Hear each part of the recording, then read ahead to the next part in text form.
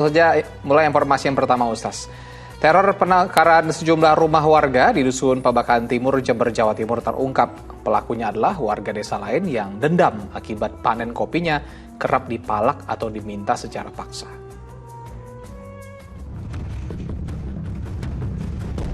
Aksi pembakaran rumah yang membuat geger warga di Desa Baban Timur, Jember, Jawa Timur berlangsung sejak 3 Juli hingga 5 Agustus kemarin.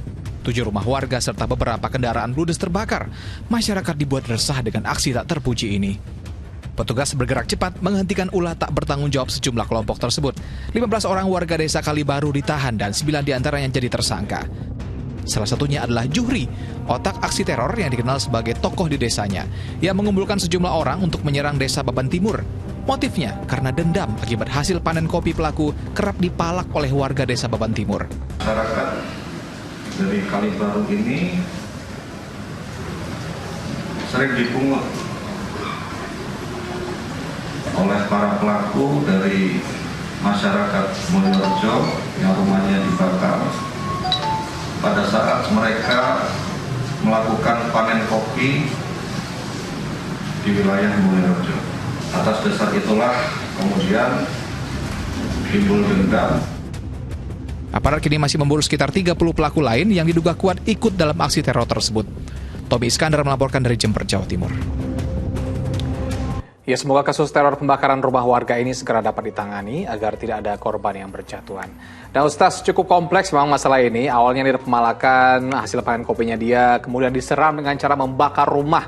Ada 7, seingat saya bikin berita ini Ustaz, ada 7, lalu ada kendaraan bermotor juga dan mobil juga yang dibakar, ini tanpa menempuh jalur hukum yang berlaku. Bagaimana menurut Ustaz Erik? Ya, ini perbuatan yang tidak bisa diterima ya, karena kan permasalahannya mengambil tindakan sendiri ya. Ini kan dilarang. Tentu kita harusnya menyerahkan ini kepada yang berwenang, dimusyawarahkan gitu ya. Kalau misalnya ada permasalahan hukum ya harus ditegakkan hukum gitu. Jangan kemudian mengambil tindakan sendiri yang akhirnya nanti justru akan menimbulkan masalah yang baru gitu. Nah, nanti kalau misalnya saling dendam dan tidak akan habis-habis itu. Ini yang kita khawatirkan. Nah Ustaz, dalam kondisi menjadi korban pemalakan misal nih Ustaz, saya dipalak gitu, atau misalnya lagi di jalan ada preman nih minta uang apa segala macam gitu Ustaz, dengan nada mungkin mengancam. Nah boleh nggak kita melawan secara fisik karena mempertahankan hak kita nih Ustaz? Misalnya, wah dia nonjok duluan gitu biasanya Ustaz. Boleh nggak sih Ustaz sebenarnya?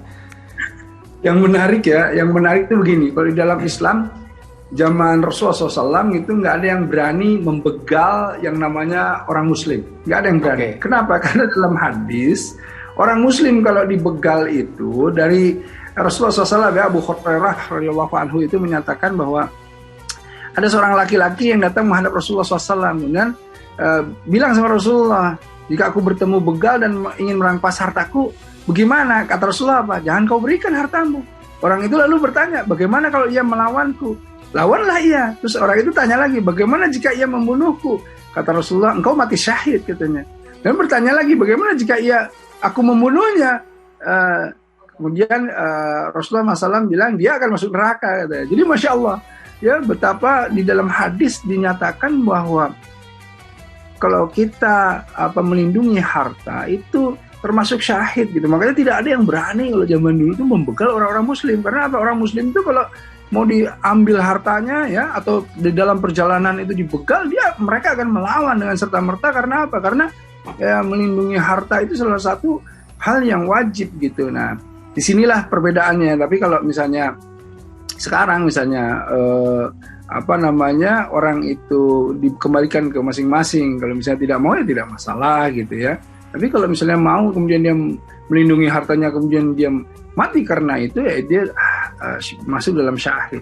Itu hadisnya. Oke, jadi intinya kalau misalnya kita ya amit-amit ya, nauzubillah min dzalik, dibunuh gitu misalnya oleh begal, kita insya Allah mati syahid gitu Ustaz ya. Nah Ustaz, terakhir nih mungkin bisa uraikan kembali bagaimana keutamaan jalan damai nih Ustaz. Mungkin kan ada 2 kubu yang bertikai gitu Ustaz. Ada yang tersinggung, ada yang dendam. Nah bagaimana keutamaan jalan damai atau islah jika ada 2 kubu yang bertikai dalam Islam Ustaz? Ya, ini penting sekali ya. Jadi yang namanya musyawarah itu penting sekali. Bagaimana yang namanya islah itu diutamakan di dalam Islam gitu ya. Jadi tidak bolehlah seseorang itu menyimpan dendam ya. Jadi kalau misalnya kita lihat bahkan di dalam beberapa ayat disebutkan orang-orang yang bertakwa itu alladzina yunfikuna fis sarai wad dharai wal kadzim minal ghaiz. Ya, al-kadzim itu jangankan kesal, marah gitu ya. Tetapi kata Allah itu orang yang bisa menahan amarahnya itulah orang-orang yang bertakwa gitu. Nah, jadi menyimpan kekesalan atau menelan yang namanya amarah supaya tidak keluar, itulah yang paling baik. Nah, kalau seandainya terjadi konflik dan lain-lain, yang paling pertama itu harus kita lakukan adalah bagaimana bermusyawarah, ya, agar supaya terjadi islah. Islah itu kan artinya sebetulnya perbaikan. Bagaimana saling memperbaiki agar supaya hubungan terjaga, agar hubungan kembali menjadi hubungan yang baik, yang rukun, ada ukhuwah di dalamnya. Nah, ini penting karenanya Islam mementingkan yang namanya islah atau perbaikan di dalam hubungan. Oke, Ustaz, saya ada pertanyaan pribadi yang cukup banyak kita jumpai juga, Ustaz. Soal dendam nih, Ustaz. Banyak orang-orang yang dendam itu dijadikan motivasi gitu, Ustaz. Karena kesel gitu. Misalnya ya dulu saya tidak disukai atau tidak diterima cintanya karena saya jelek tuh saya dendam gitu, mau jadi ganteng gitu, Ustaz. Terus misalnya ditolak karena saya miskin tuh saya dendam, saya jadiin motivasi supaya kaya. Nah, ini sebenarnya boleh nggak sih, Ustaz?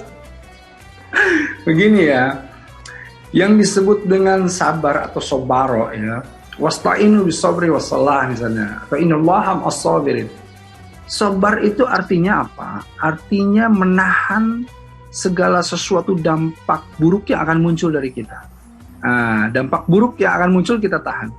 Itu bensinnya atau pemicunya bisa apa saja. Bisa kekesalan tadi, bisa tadi karena dicaci maki, bisa karena dihinakan, direndahkan, bisa karena apapun itu pemicunya, tetapi tahan agar supaya bukan dampak buruk yang muncul. Tetapi yang muncul adalah apa?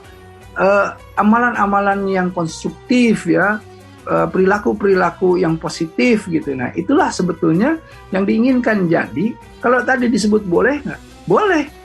Boleh apa? Boleh itu sebagai yang namanya pemicu. Tetapi ketika outputnya itu haruslah output yang positif atau output yang konstruktif tadi gitu ya. Tidak kemudian mendolimi, tidak kemudian jadi merusak, tidak kemudian menjadi negatif gitu. Itu tidak masalah gitu ya. Karena apa? Karena di dalam internalisasinya itu sudah kemudian diolah menjadi bensin karena waduh saya direndahkan terus, dibilang bodoh terus, akhirnya dia bekerja keras, akhirnya dia menjadi seseorang yang diperhitungkan. Nah, itu kan bagus insya Allah. Jadi boleh asal outputnya ini sesuatu yang positif gitu, Ustaz ya. Oke, baik, kita ke informasi selanjutnya.